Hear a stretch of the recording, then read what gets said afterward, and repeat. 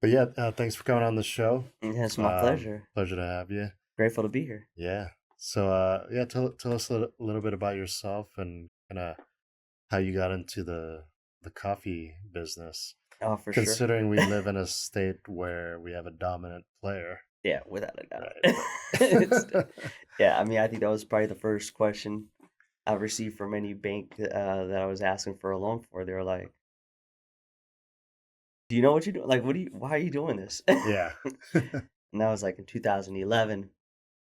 And I said, "No, no, no, I want to do it differently. Like, I've Hmm. got this whole entire different way I'm thinking about it." But they weren't trying to hear it. And really, what it was kind of just the fact that growing up in an Eritrean household in Hmm. East Africa, both Ethiopia, Eritrea, even other parts of other areas in the region, we have this traditional approach of roasting and brewing our coffee Hmm. that spans several hundreds of years. Coffee originated out Yeah. of East Africa. Is originated out of Ethiopia. Kaffa is the birthplace of Arabica coffee. It's where we get the word coffee from, Really. and that's where it all kind of like, you So know, how did it uh, spread out? Like so it kind of so which outside culture was the first to say, you know what, this stuff tastes good? I'm gonna bring it back home. that's a great question because yeah, it was basically like it got popular in Ethiopia and went across to the area, the Abyssinia basically it was the Hmm. kingdom, and it went across into Yemen, and then from Yemen it went into Turkey.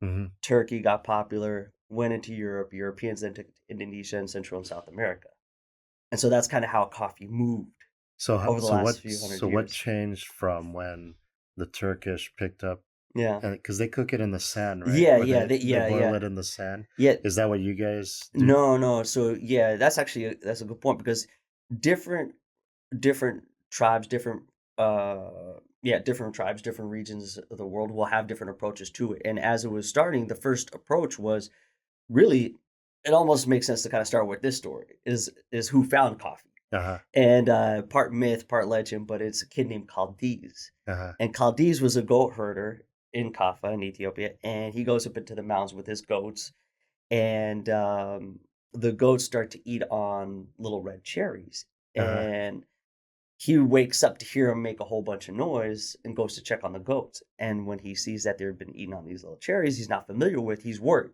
So he takes a branch of it back to the village to show the elders. Uh-huh. He's like, "Hey, goats were eating this. They're acting up. I don't know what's going on." Like when you say acting up, what were they doing? Or they go like, "Bleh." Now it's kind of gotten this like cute story of their dancing Yeah, goats, that's or it. they're just just hyper.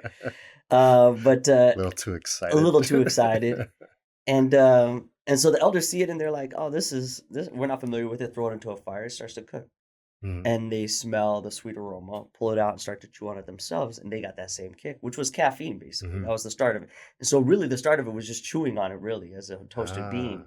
Ah. Um, from there, it not that there's a written history of how coffee was founded because it's kind of unknown a little Mhm. bit too, but it does point to this kind of side of how probably wet how coffee came into the world basically.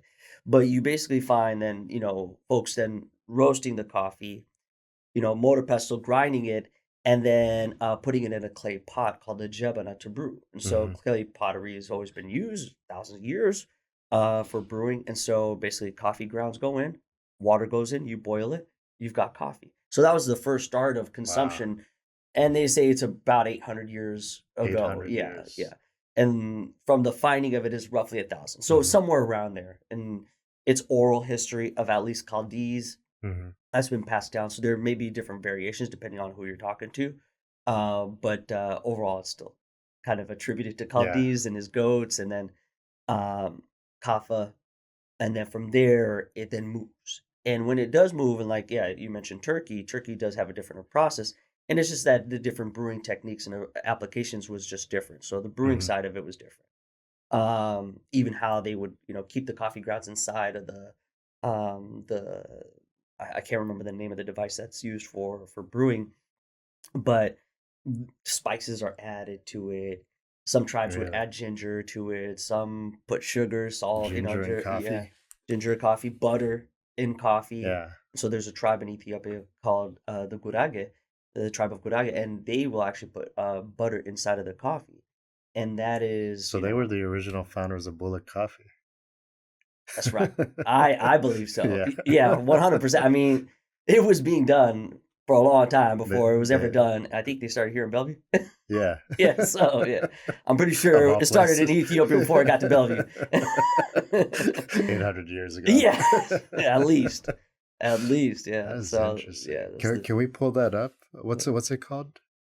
which The the spice butter butter. coffee? Yeah, go gurag or do gurage. So Gurage Ethiopia. And go butter coffee.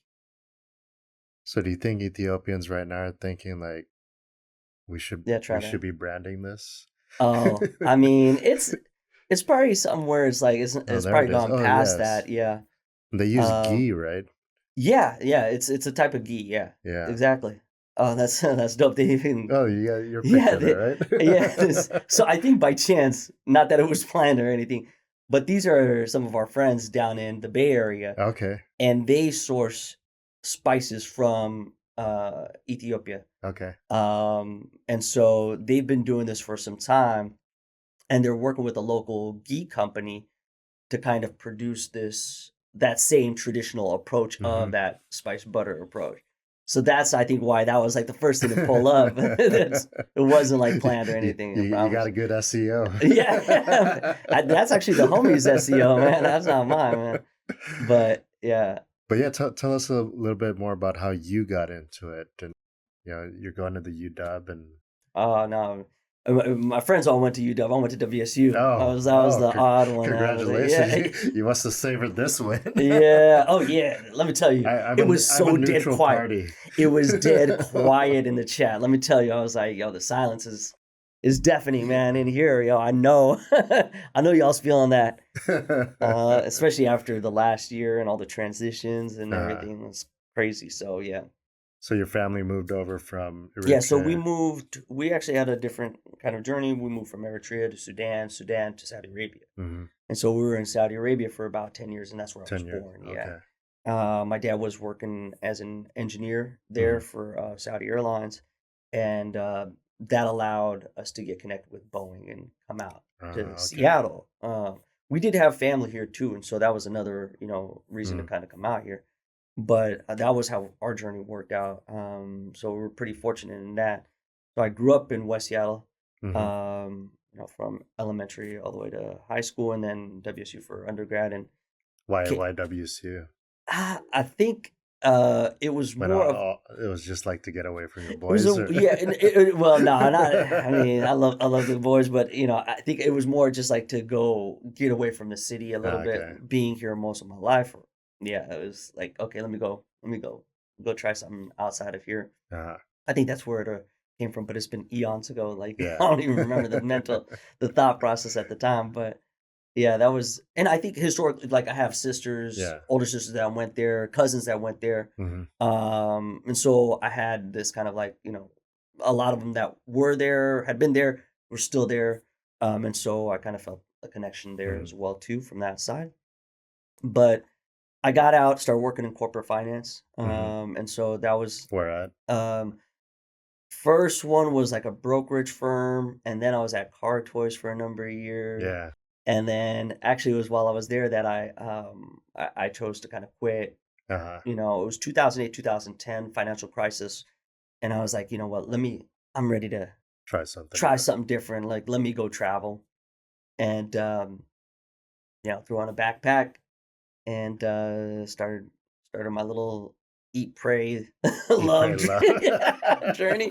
I mean, there was no intention as to kind of Tell us about that part. well, I mean, I didn't Because really you're have what, in your 20s at yeah, that point, 20s, and yeah, at then that just point, like I'm 25, tired of 26. this corporate finance. Yeah, I mean, I was burnt out. I was fortunate enough to Mm. have the job. I was grateful for that. But I mean, I was working, during that time there was a lot of layoffs. Mm. It was really challenging time. And so I mean, I was just I was working hard. Yeah. And so I was like, you know what, I don't know if I could see myself doing this for long Right. term.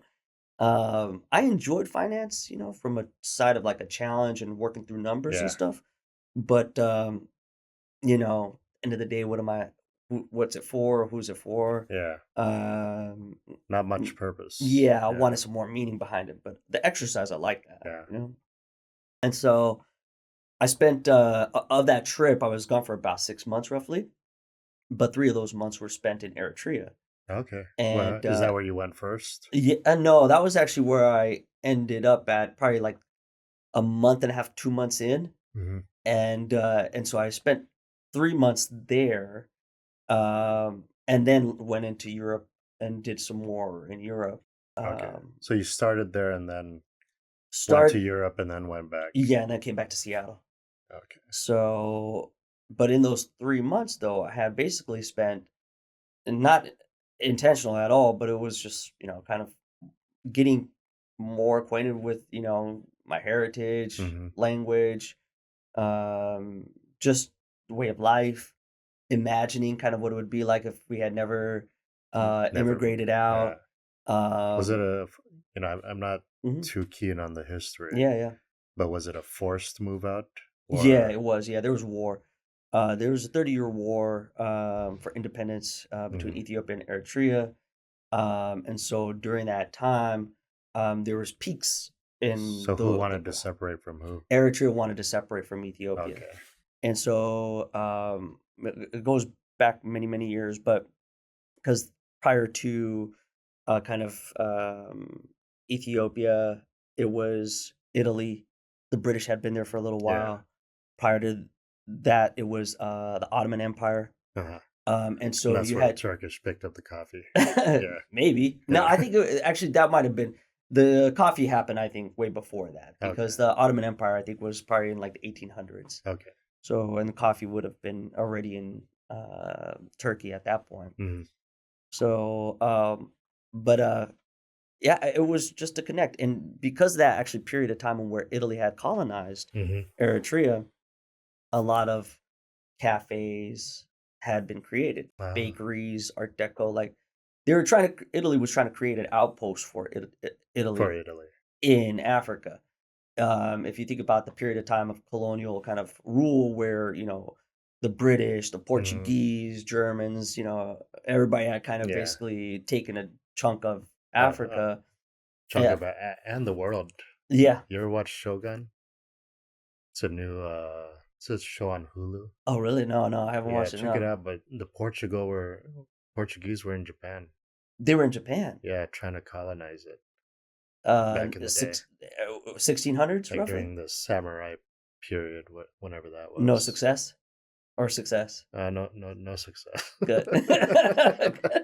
Yeah, Otherwise, you'd see Port, Portuguese speaking Japanese. yeah. Well, Portuguese had actually tried doing that into Ethiopia. Okay. Ethiopia is the only country that hadn't been colonized, really. And the Portuguese were trying to come into Mm. there, but didn't have success.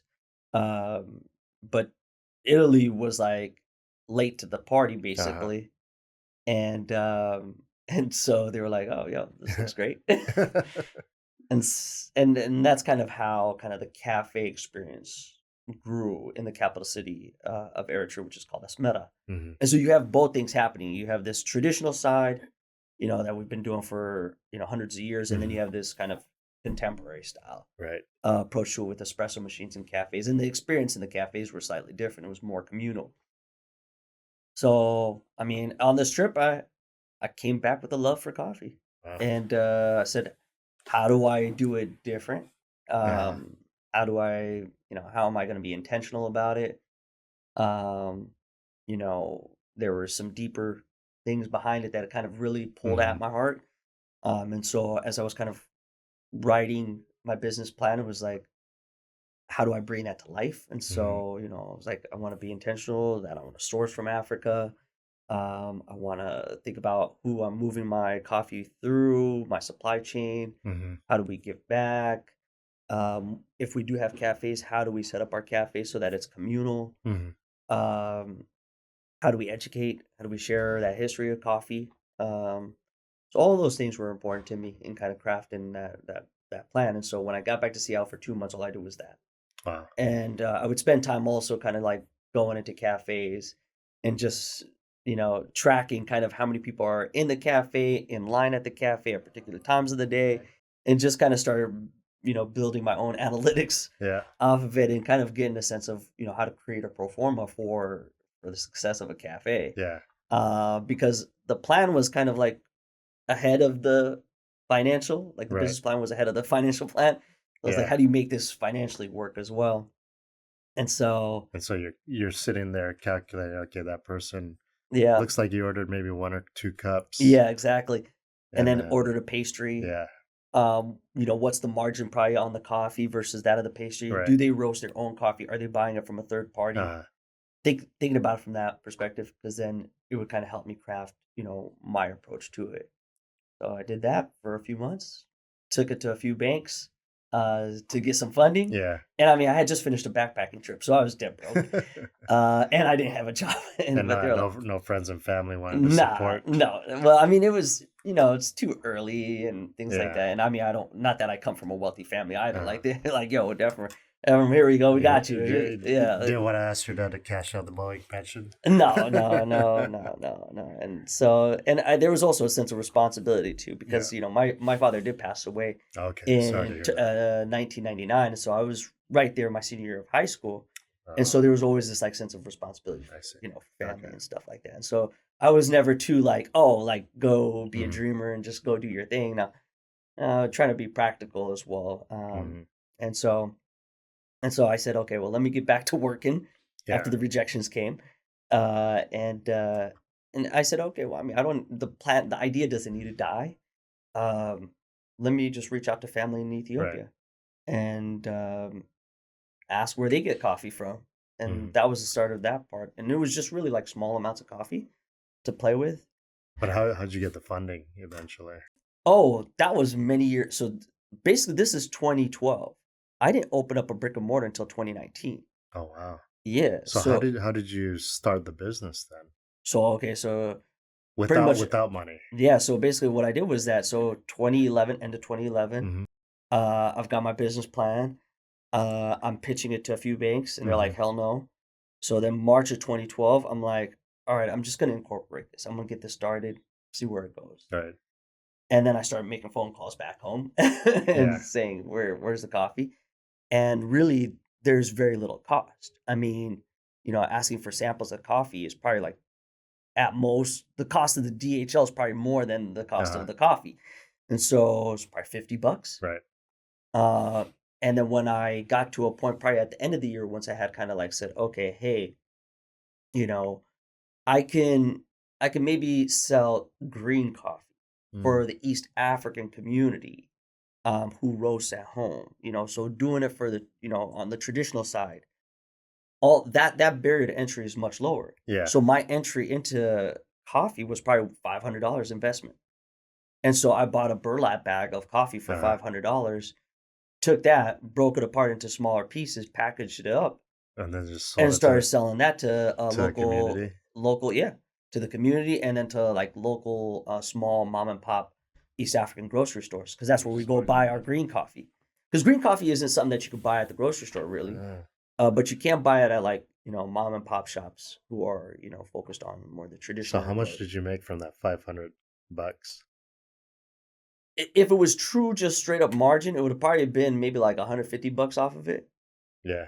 Yeah, so it's very low margin, Uh-huh. but or mm, you know okay margin, I guess. But I had to continue to reinvest, right? Yeah. So, I had to buy for the bags and the Uh-huh. stickers. I had to get my license and, renew things. And so it was always a net loss. Yeah, Like I yeah. can't say that it really was doing much, but you know, I I think it wasn't until probably like 3 years down the line that I start seeing anything Yeah. coming out of it. So, and it was just more distribution of green coffee. Mm. And I would do things like, travel as well to try introducing it to different markets. Mhm. And so I'd go to LA, I'd go to the Bay Area, just different parts. And there'd be these gatherings for Ethiopians and Mm. Eritreans that would happen, especially during the summertime. And so they would offer spaces for vendors to Yeah. come. And so I would go be a vendor. And sometimes the cost of like just being a vendor there was just Yeah. so much greater. It was just like a Yeah. complete total lot, like a But pretty big loss. you believed in it. Yeah, yeah, I was crazy enough to do it. Yeah, and you Yeah, just kept going just because kept going. like you really hated that corporate job. You know what? There was definitely that, but more than the hate for the job, it was more of the desire to see Yeah, to build something something. wild come to Yeah. life, you know? But there was definitely a lot of disdain for the job. Yeah. I mean, once again, I did enjoy uh the challenge. Uh-huh. Um, I always felt kind of like an underdog Mhm. inside of that space. And so having to kind of prove myself or, prove that I understand it. Mhm. Um, and so it was a good challenge. Like I felt like it definitely made me stronger in a lot of ways. And I think about, that 7 years that it took to get to where I wanted to get to, at Yeah. least like to open up a brick and mortar location. Like, all of that time was spent still doing finance and at higher levels each time. Mhm. And so, while I was like investing 500 and losing, Yeah. probably 400 of it, and just kind of kept doing Just that, kept doing it. kept doing it. It was like, all right, that's my side hustle, this is my passion Yeah. project. God willing, maybe one day it becomes something. And Mhm. so, but I'm not going to stop. And I also needed to be practical. So I was back to working in finance. Uh-huh. And Where'd you end up going? from there, I came back to Car Tours for a little bit, but then I went to Holland America Cruise Line Okay. and I was doing finance for them, more on the fuel, freight, and logistics side, and kind of doing some negotiating whenever the cruise ships would go on dry dock. And so I And would travel a little bit for that. And it was, once again, like it was great exposure. yeah. Then I went to Nordstrom and I worked at Nordstrom for some years Mhm. there. And then I went to down the street to Amazon, Yeah. and We actually had a HR executive from Nordstrom on the show. oh, did you? Yeah, Irene. Irene. I was kind of focused more on the HR side Yeah. of finance too. I don't. Maybe we didn't cross paths. Yeah. Yeah. Um, but no, like the time there was great.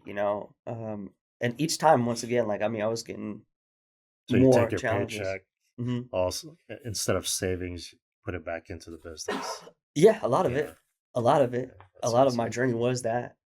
I'd say that it's hard to quantify the amount that I invested Yeah. into the business because it wasn't like I was tracking it for the sake of like, oh, tax offsets or things like. It was just Yeah. like, no, this is my project. Go somewhere cool. Yeah. And it wasn't like I wasn't putting my all into it becoming something. I was definitely doing Yeah. that, but I also operated from a sense of like this is my crazy dream, so Mhm. I'm gonna have to do it, and Yeah. I need to invest in it. And I know it looked and sounded crazy to probably a lot of folks around me, Y- especially since it wasn't tangible. Did you have friends tell you that you should probably quit it? No, I don't think I No. had friends that ever told me that. Nah, like I No. mean, they were probably like, "What's this guy doing?" You know, Yeah. you know. But they were never. Yeah, I don't. Yeah, all of mine are pretty solid That's folks. good. Like, That's yeah, good. Because you any. always hear about that. Yeah, It's friends that they're saying it to protect you, yeah, for sure. but it's just the fear of Yeah, seeing you fail, right? yeah. No, it's very true. And Yeah. that can come in a lot of ways and Yeah. much more loving too, Hmm. much more thoughtful. But no, there was a lot of support, especially from my family. Maybe in my family, someone would probably be like, "Oh, what's this guy Yeah. doing?" Like, all right, like I mean, we're gonna help him. And I mean, there'd be days where they would be helping me package. There tons of Yeah. times they'd be like, "Hey, like we'll get there and help you pitch the tent." So I've had that from all of my friends and Right. family. There's only been one that's probably been like the voice of like, "Yo, like, Yeah. what are you doing? We're no longer together." Right. So, it was a relationship and it was like, it was getting too real as it was kind of going on. So, So what was that like opening your first store? yeah, I mean, opening the first store, And what is it that makes it different? mhm, And would you say that this is part of that? You hear about the third wave yeah, culture mhm, for mhm, coffee, yeah, for sure, yeah, and Starbucks has become the McDonald's yeah. of coffee. Damn, damn, That's okay. I didn't say that. Oh, yeah, I'm yeah. gonna say it. Yeah. but yeah, because how else can you explain in a city dominated by Starbucks, there's still other coffee shops. Yeah, no, It's that's a like you have valid point, McDonald's, man. you have all these specialty burger joints. Yeah, You know, they have Shake Shack of all. yeah, You yeah, know, it's like yeah, somebody came into the market because they saw something being underserved, right? yeah. So what was that like for you building your brand and Yeah, I think it goes back to 2011, honestly. It was yeah. like trying to lay out the reasons as to why I want to do it or what's going to make it different. And really, it was more about what I wanted to see in coffee, more so than, what I see around me. And so, it was laying out a list of things that I wanted to see that were going Mm, to be different. So, yeah, wanted to focus on Africa. Nobody really does that. A lot of roasters will buy one or two coffees from Africa in a year. mm-hmm. And then you're buying from Colombia, Brazil, Indonesia, and stuff like that, which is great. uh, You're buying from all over the world, which is great. But so I so where really does want to Starbucks get their coffee? all over the world. All over the Yeah, world, all but over the not so world. much Africa? No, they definitely get from Africa Okay, too. okay. Yeah, they definitely do a lot in Ethiopia and such. But I wanted to just focus in on solely Africa. I see, I I see. wanted to Okay. become kind of like the subject matter expert within coffee in Mm-hmm. Africa. I wanted to put more spotlight on the producers in Africa. And so it was more of a selfish approach. And that selfish approach came from a side of like, my heart is in both places. So I am of African descent. I love Africa. I love, the fact that, I grew up with this passion and love for it Mm-hmm. as well. And, Yeah. you know, um, I also understand the challenges, the hardship, you know, of coffee producers there in Africa. Some are just developing their, production, their coffee farms. Some have been at it for some time, but just giving them some more spotlight, some opportunity. But it was more of like, I want to create commerce there, Mm-hmm. but I'm also from Seattle, Mm-hmm. and so I want to have both things. Yeah. And so I want to be able to go between both these places because they both mean a lot to me. Mm-hmm. So how do I do that? So that was one of the first key parts of it. Mm-hmm. So the intentionality of sourcing from Africa first. The other part was like, okay, inside of the cafe spaces, how do you create community?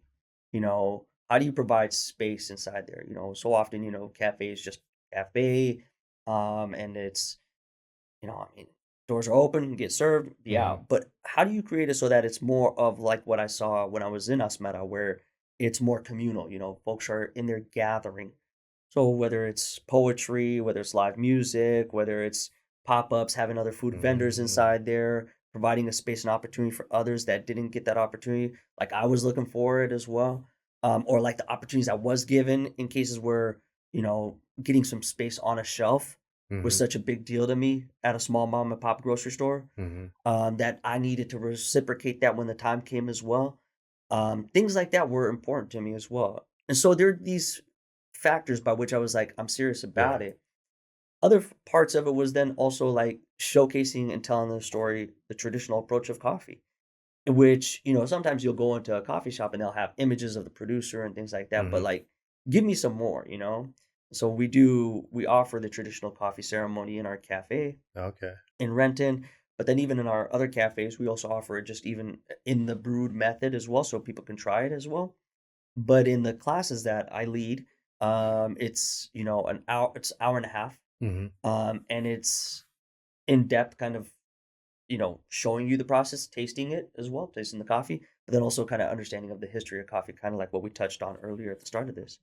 So that part of it was also important.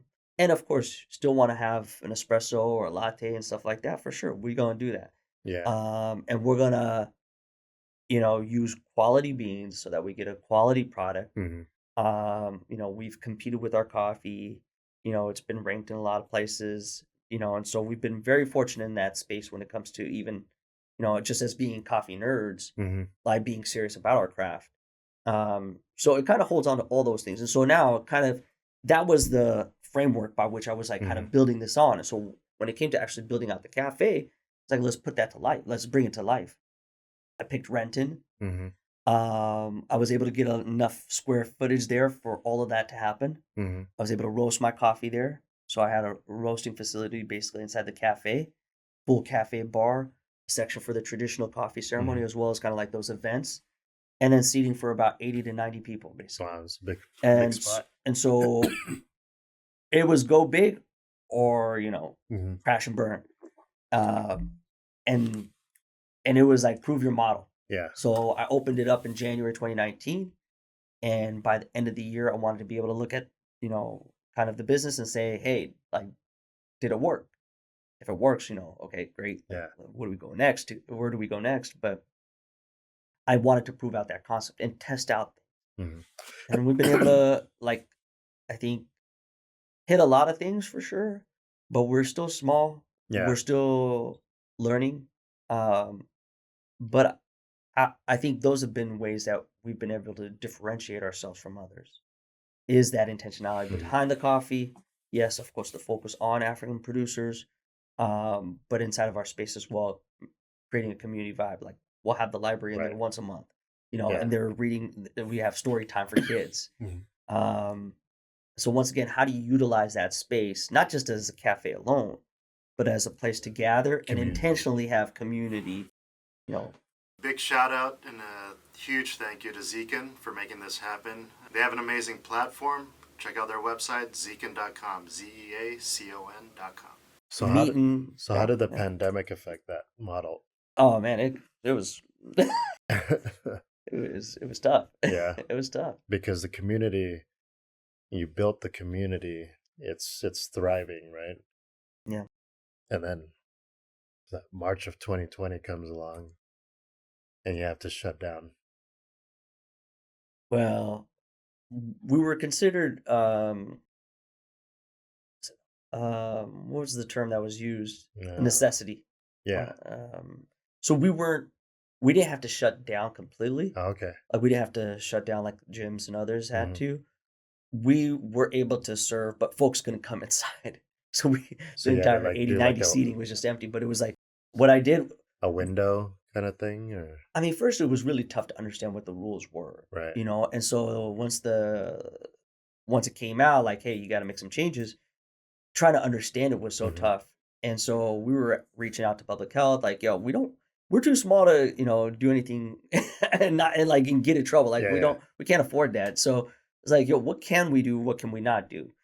And so we're like, all right, how about no one can come into the cafe? We'll just put a table up at the front of the door, Hmm. so block the entrance of the Yeah, door, but folks can walk up, order at the table. We'll yeah. move our point of sale to the front, and we'll go run and make the drink and Hmm. come back and serve it to folks. And that's pretty much what we did for shoot first what I Like forget, like 2 years. Yeah, 8 months. 8 months to a Okay. year, pretty much, probably a year almost of the pandemic. It was just Wow. that, and I mean it was tough because especially when you got to the colder months, nobody even wants to wait in line, Yeah. outside and it's rainy and cold. But we did survive it because of the community. Yeah. Also, like that was the They only came and reason supported the they came business. in and supported the Yeah. business. There was also a change in coffee habits as well that was happening, Mm. in that people became more intentional about what coffee they were buying, and so no longer were you getting coffee in the office. So you were like, okay, well, I'm gonna buy an espresso machine, or I'm gonna Yeah. do pour overs at home, or start doing cold brew at home. And folks were starting to explore different coffee Different. providers Yeah. versus the ones that they were probably just receiving at their Yeah. office space. Hmm.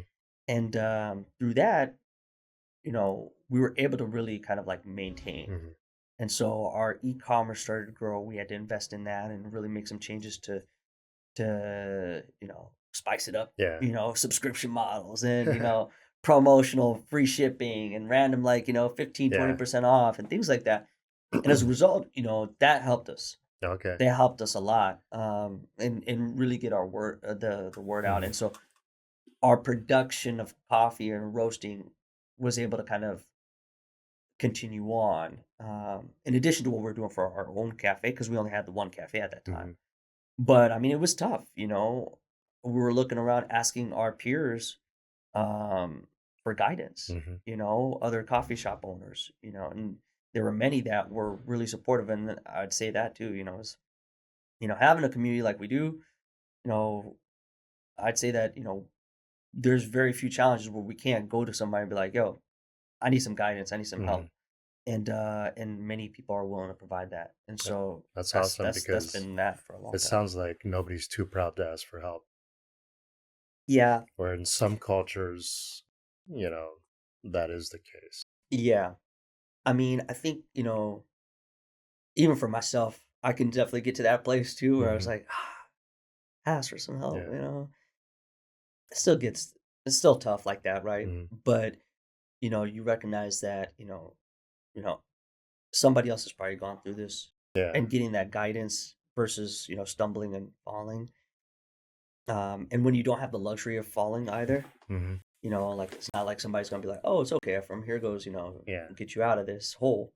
No, I've got to continue to produce results too, and so Right. it's like, um, you know, asking for help, um, and if you do it where it's not just like I'm just always asking for help, but it's like a genuine care Hmm. of both. Like I want, how do I support you too and what you're Yeah. going through? Hmm. You know, it goes beyond like just you know it's a true Right. relationship, right? Yeah. Like there's a true care for one another's well-being and Hmm. survival, or all that. And so I think that genuine kind of side of of doing business, and especially as a small business, because so often it can be like a silo. Hmm. You're just working in your own little bubble. But if you recognize that, like, especially in small business, uh the likelihood of surviving your first year, 5 Hmm. years in, is very low. Yeah. But if you can do it as like, "Oh, let me reach out and ask for help along the way," then, it works out. And Yeah. then I've been spoiled by that, Yeah. because Well, I mean, it's happening. You had like 3 locations right now, right? Or four? yes, for yeah. 4? Yeah. Yeah, and, Where are they? Renton is home base, so that's where we got started. Hmm. Um, then we have one in Capitol Hill. How Uh, long? What was the time frame between Renton and opening the Capitol Hill? about 2 years. 2 years. Yeah, 2 years. So it's So, getting shorter, right? Because when uh are the other ones opening? the other 2 opened 2 of them opened last year. Okay. Yeah. Yeah, so we kind of So the went, model's working. yeah, it's working. Yeah. We're testing the model too. Yeah. Like, I think, different approaches, and once again, a lot of it came via not necessarily me being like, "Oh, I've been seeking this out," or, you know, Mhm. "That's the location I wanted," but people opening the door and saying, "Hey, what do you think of this? And here goes an opportunity, and would you consider?" So And things like that. So it's much more of like a, so you have landlords coming to you say, "Hey, we'd really like to have your coffee shop." I'd say that, I mean, yes, there's that for Hmm. sure. There's that. But I mean, I guess, for example, for opening up our second location, the the the the cafe, unfortunately, during the pandemic, was one that they were shutting down several of their locations. Hmm. And that was Cherry Street Coffee House. Yeah. And so I ran into the owner's son, who's a good friend of mine, and he was like, "Hey, or I asked him, I was like, "Hey, how's Pop's doing? How's he doing with his Hmm. cafes?" He was like, "Oh, he's selling a few of them or whatnot." And so he was like, I was like, "You saw all of them?" He was like, "No, he's got a few. He's trying to find somebody." I was like, "Can I reach out?" He was like, "Yeah." And so I reached out, and he was like, "Come check it out." Hmm. And basically, he opened the door for us to be able to have a second. I couldn't afford it, especially at that time. You think about it, it was like 2021. Hmm. Actually, it was like the tail end of 2020 when we were introduced to the opportunity, and then it was 2021 when we kind of like made it happen Hmm. in the beginning of the year. But it was him opening the door. I So actually that's used to do some work over there, like in between Oh, meetings where at the Capitol at location? the Cherry Street. Oh, really? Yeah. Yeah. Back in the day when I'd have a Seattle meeting, I'd go over there. Go to that one. Which Yeah. location was it? It was I think it said where The one you're, we're at? Oh, okay, dope. Yeah, yeah. that was personally my favorite one. Yeah. So that was my favorite location. I loved how the light came in there, Hmm. the park that's right there. It's right across from Babar, which is, I think, some of the best wings in the Yeah. city. And so it was like, oh, this is perfect, Yeah. And then UW was the same. We had done some work with the UW Mhm. Alumni Association. And they were like, hey, would you be interested? And it was Paul Rucker, Mhm. who's the head of UW Alumni Association, who proposed it to me. He was like, "Yo, would you be So interested?" you're on the campus. Not on the campus. It's inside Alright. the university bookstore. Okay. So it was in Okay. collaboration with the bookstore Oh, that's awesome. right on University Way. Yeah. Yeah. So, yeah. So that's kind of how a lot of this So they stuff is actually happening. allowed a Wazoo grad to I mean, I don't know if they even knew I was a kook. You know, we do keep the flag in the back, though. No, I'm just kidding. We don't. You know, but nah, you know, we definitely, you know, we'll make some crimson and gray, some Yeah. latte art sometimes. Did you have like a Crimson's coffee special? Yeah, we do. Yeah, we just roll it out during Apple Cup time. Yeah, especially if we win it, then we roll it out the whole year. I would say that's a win right there. Yeah, that would be. Yeah, nah. They've been super supportive, and we've been, you know, worked with UW and Seattle University in a lot of different ways where they've been very supportive too on this journey, and opened up a lot of doors as well. Yeah. Between classes that they offer, programs that they have. So it's been great. Once again, like, yeah, it's a lot of support. So Yeah. no, Well, it very sounds like fortunate. it. And it also sounds like, you know, I looked at your website and you're doing a lot of work with, like, you're sourcing primarily from women, Mhm. right? Yeah, we have a lot of coffees that are sourced And for women-owned and operated coffee farms. Matter of fact, it was actually interesting because just yesterday I was talking about with my director of coffee and kind of how that's kind of all been happening, because it's not that often that women own and operate coffee so farms. what drove that Yeah. decision? Yeah. For us to do it? Yeah. Oh, was it the right decision? Like, I mean, we hear, we're like, oh, actually, matter of fact, I think it was actually the second coffee that I ever bought was from Hingakawa, Rwanda, which is a women-owned and operated coffee farm. But it had always been a part of it. It's like, yo, we want to be intentional about it. We want to put a spotlight on, you know, producers doing well. So it's like, let's do this. And so it's continued on. But Rwanda and Burundi are the places where you find that happening the most. And so we're able to kind of dive into that, and have kind of really grown a community of places that we can source this from. But there are a lot of women that are leading the charge when it comes to coffee. In particular, in Burundi, we've been working with JNP Coffee, who is, you know, headed by Janine, So and yeah, yeah. Rwanda Hingakawa, yeah, woman co-op. Yep, there you Yeah. go. Yeah, and they've been champions. They've been doing it for some time Mhm. too. They've been doing it for a long time. You know, I think even for some time, I think some of the bigger brands were even buying their coffee as well. So yeah, That's it's just, awesome. and the why to doing it. I Yeah. don't know. I mean, we love doing it, and Yeah. the coffee's great. But you know, I mean, being intentional, the impact. Yeah, even see Starbucks has even bought their coffee Yeah. before. Yeah, and so yeah, it's great relationships, great product, um, and great people. Like, I mean, it's just been great all around. So, Yeah. but then there's also, you know, other programs as well. So like, in Kenya for the last 3 years, it's called Rui Rui Ru. Rui. Yeah, RUI Mhm. and then space RU in Kenya. Yeah, yeah. So this was a coffee establishment started by about like 200 or so Mhm. producers who were wanting to kind of create their first or revive washing station, which is where you process coffee. So Uh-huh. coffee grows on a cherry, peel the cherries, and then sometimes you wash it, sometimes you leave it out in the sun to dry.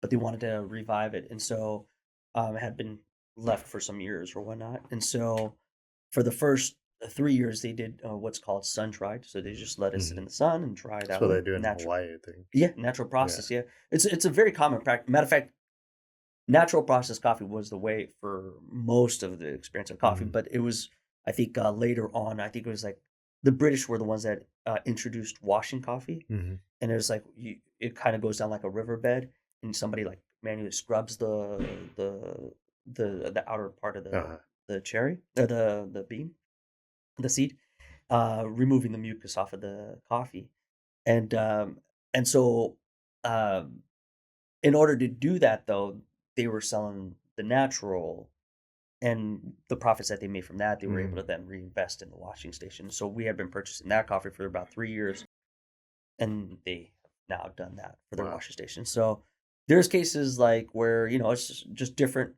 Mhm. things that we're hearing about. We want to engage and support.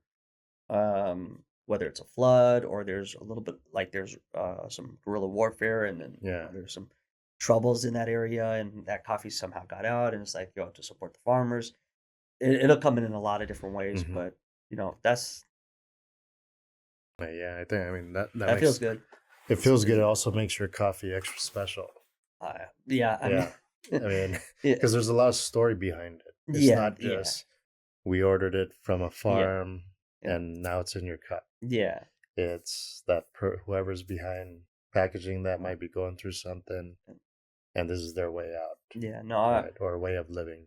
yeah, I do agree with that. I mean, I think that as you kind of hit on it a little bit earlier, where you spoke about third wave coffee, and I think that with kind of the you know as consumers, like we're becoming more knowledgeable Hmm. about the different areas, right? So we think about it from a beer perspective, king of beers for many Yeah, years, Budweiser, and then now it's like you've got, craft craft brewery. breweries, Yeah. like in downtown Renton, we have like two breweries within, Hmm. a few blocks, and they're unique in their own way, and you go to them for different Yeah. reasons, and, to experience the beers that they have. But Hmm. that knowledge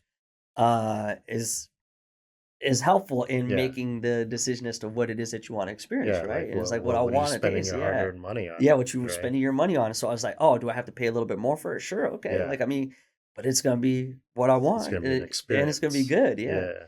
So I think the same is happening, not think, but it is happening in coffee, Hmm. and so historically in America, it was like canned coffee, Yeah. ground I mean, I grew up preset on for it.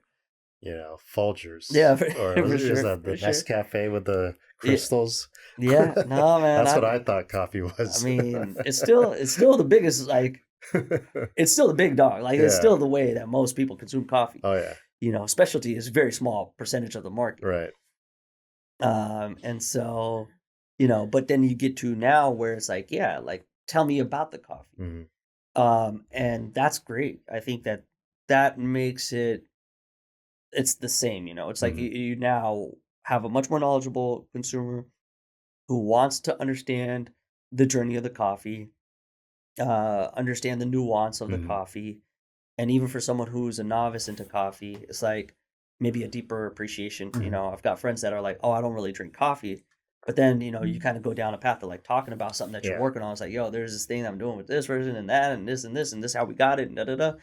And then it's like, "Oh man, I'd like to try it. All right, Now, yeah, now try it." they're And then they're curious. probably try to be like, "Oh, like that's okay," or Yeah. but at least you got them from like where they thought it Right. was like disgusting and they Yeah. couldn't, to a place of like hey, that's interesting of an experience. And so I think as long as coffee shops especially provide a welcoming kind of experience Hmm. to bring people in, and there's a desire to share that information, not so much from like stuck up like coffee snob, but Yeah. more of a coffee nerd of where Right. you're passionate about it, like I can go deep and talk about coffee Yeah. forever, Well, but speaking of uh, experience, uh, right?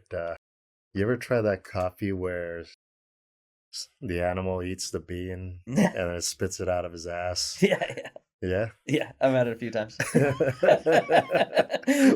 Walk us through that, because I think it's prevalent in Singapore, Yeah, it right? is. It's called S- kopi. Right? yeah, Yeah, yeah, because the animal, kopi, yeah, what yeah. is it called?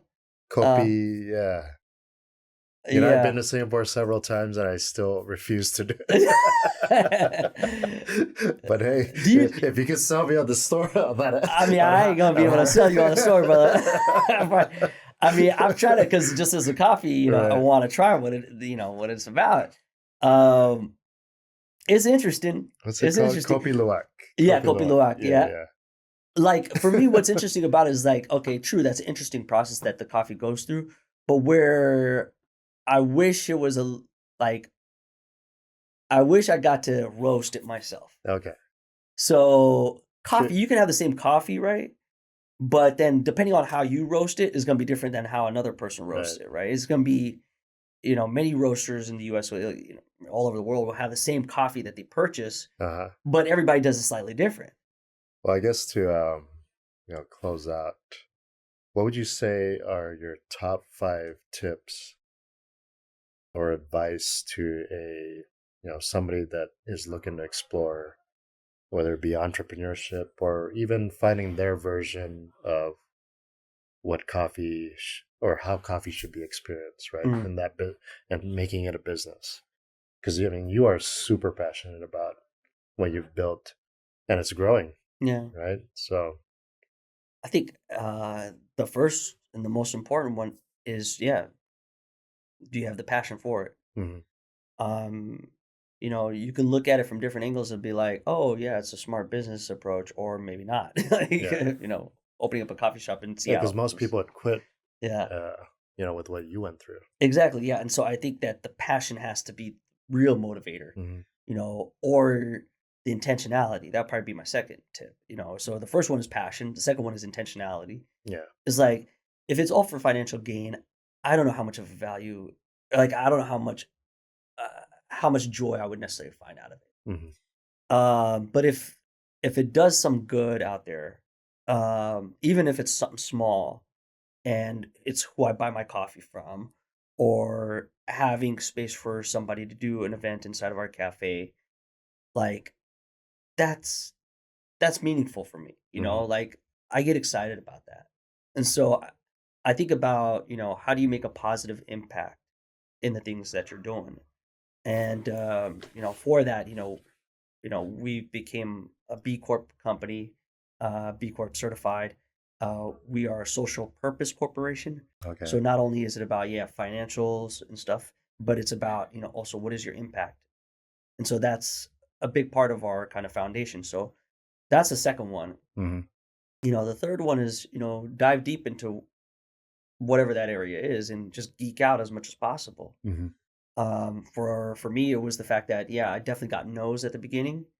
But it gave me an opportunity to learn more. I mean, I had never been behind an espresso machine at that time. Wow. I actually was never behind an espresso machine until um, I had my own espresso machine in 2019. All of my experience in coffee had been as a green coffee Hmm. buyer, roasting it the traditional way, brewing it the Yeah. traditional way, doing pour overs. And so, you know, I had never worked as a barista. Hmm. Um, but which, kind of takes it away from, like, what I'm saying about be deep about everything. But if you're able to, like, learn certain areas of your business and Hmm. the craft as much as possible, the better off you are. Right. I had to learn about being a barista once I had my own shop, because I don't think anybody was going to give me that opportunity, nor Yeah. did I have the time Yeah. to be a Look at your barista. resume. Never Yeah. been behind an espresso machine. So diving deep into that, into your craft, and really Yeah. becoming knowledgeable of it, is super important. Number four, which is also really number one, is, be kind to yourself. Hmm. Show grace, show kindness to yourself.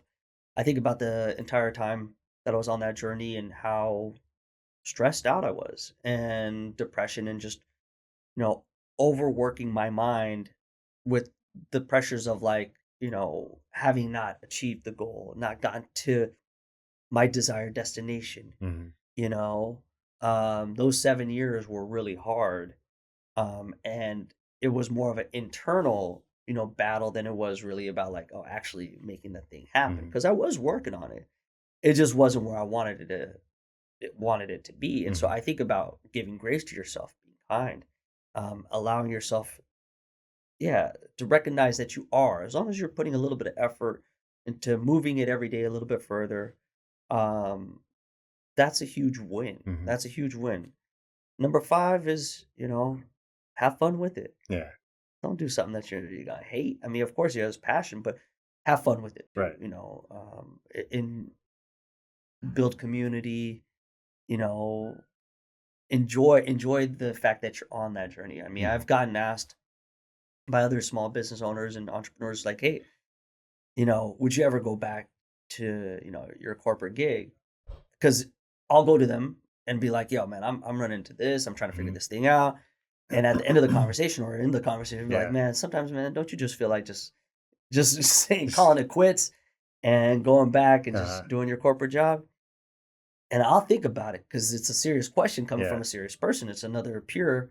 And I think it's maybe also helpful for both of us to be true in analyzing that question together. But, I'll think about it. I'll be like, nah, because even though it's still really challenging. Hmm. Um, yeah, true. We could open up a spot, but it's still challenging to open up a spot, operating a place, Hmm. trying to grow, Employees. employees. Of course, like the list Yeah. goes on. There's a lot to it, but it still comes back to those first four, Hmm. and I think that there is a desire to see that manifest itself, to come to life.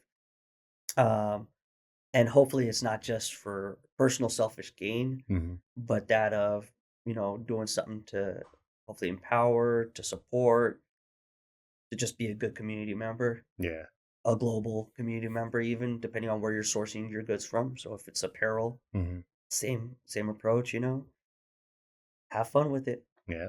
I think that's what I would say. Wow. That's awesome. Thank you. How do people find you? Oh, Find your shop? yeah, find our shops. Yeah, so Boon Boona Coffee, 3 words, Yeah. and How you spell that? Boon is Boon, Hmm. Boona is Boona, and then coffee. And we have 4 locations throughout the uh King County, I guess. Yeah. Yeah. Any plans Uh, for the east side? we actually kind of do. Yeah. We already have one. So we have Renton, Cap Hill, U District, and we have one inside of Microsoft in Redmond. Okay. But we also have about 10 others that are branded Boon Boona locations Where you're providing inside. the Yeah, we're coffee? providing the Ah, coffee. okay. And they're branded Boon Boona, but Hmm. they're in like the corporate offices. Some of them are accessible, like Hmm. the customers just coming in. But we have one in downtown Bellevue. Okay. Um, and so we have some in Amazon, Microsoft, Hmm. Fred Hutch, and others. And so they are accessible there. We're in about 80 grocery stores. We actually, I don't know if I can announce it yet, but Yeah. we're actually going into another grocery store. We just started our organic line. Oh, nice. Yeah, so Yeah. we have 2 roasters now. We had just one for a long time, and so we scaled up to have 2 roasters. Now we can, isolate or Hmm. keep one as just for our certified organic coffees, and that just went through the process of getting certified. So Oh, with wow. that, we're actually about to launch into 16 more grocery stores. That might give a hint as to where it's at, but so we have Hmm. grocery stores that carry our coffee, but then also our e-commerce or on our Hmm. website, boonboonacoffee.com. We'll ship anywhere in the U.S. 40% of what we ship is outside of Washington State. Oh, wow. And we do have a lot of cafes from Alaska to, Atlanta, Georgia that use our coffee in their cafes as well. Um, but yeah, at That's, yeah. at Boon Boona Coffee for Instagram, Facebook, and Yeah. Twitter, but then boonboonacoffee.com. So Yeah. lots of ways. We'll add you. Yeah, I appreciate it. Yeah, grateful, grateful.